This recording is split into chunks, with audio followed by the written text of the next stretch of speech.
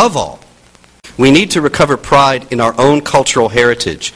If you are in college now, you probably have encountered people who think that there is nothing good about the West, that there's nothing good about Western civilization, that all that Westerners have been are rapacious imperialists and colonialists who have subjugated and oppressed the rest of the world. Have you ever heard that? Yes, I expect you have. And in the 1970s, there was a scholar, so-called, named Edward Said, who wrote a book called Orientalism, which destroyed Middle East studies in the United States.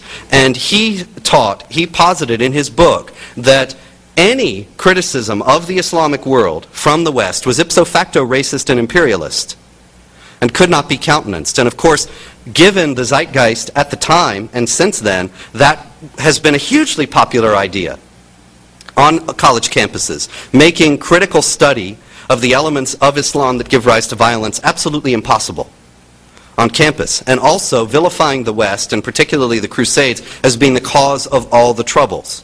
Well, I'll tell you, the Crusades were a much delayed defensive reaction to Islamic Jihad.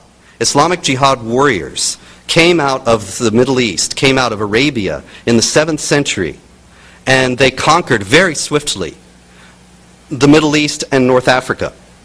The Middle East and North Africa were Christian lands and had been for hundreds of years at that time. They had not attacked Arabia. They had not threatened the Muslims. There was no provocation for the attack. It was mandated by the jihad imperative.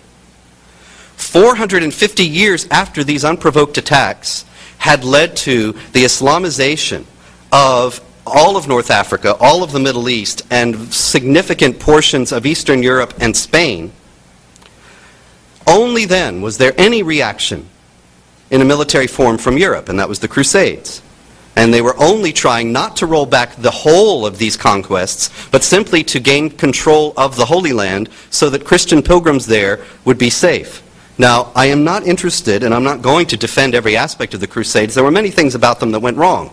But nonetheless, the effort itself was nothing that any Westerner who is a son or daughter of the Crusaders needs to be ashamed of. This was a response to aggression, not an aggression. There was nothing colonialist or oppressive or imperialist about it. And that is just one aspect of the cultural counterattack that we need to mount at this point, because if we are going to be ashamed of ourselves, of our history and of our heritage, then we will not be interested in defending what our history and heritage have brought us. And we will not have the spiritual energy to resist the jihad that is advancing not only militarily, but in many, many ways, in more subversive ways, in Western Europe and the United States today. And so, it is not cultural cheerleading or Western apologetics to stand up, or religious Christian apologetics to stand up and say that Western civilization has been a great civilization and has built a great thing that is unrivaled in the world. We are defending notions of the universal dignity of all people and of the human rights of all people that are actually expressly denied within Islam, which institutionalizes the discrimination against women and non-Muslims.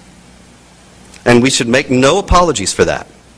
That is, as a matter of fact, all the more essential given the headlines every day.